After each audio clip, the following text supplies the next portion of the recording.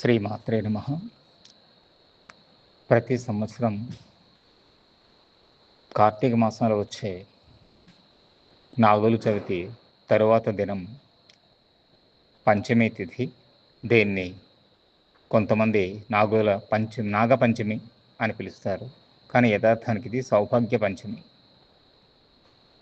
ఈరోజు ఎవరైతే జగన్మాతను భక్తి శ్రద్ధలతో ఆరాధిస్తారో వారికి సకల సౌభాగ్యాలను ప్రసాదిస్తుంది శ్రీ రాజరాజేశ్వరి లలిత పరమేశ్వరి.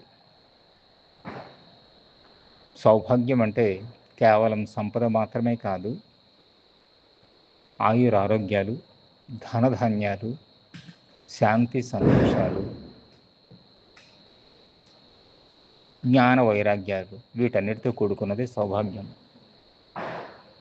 ఈ సకల సౌభాగ్యాలను ప్రసాదించినటువంటి ఒక గొప్ప పర్వదినమే నాగపంచమి. అదే సౌభాగ్య పంచమి రోజు.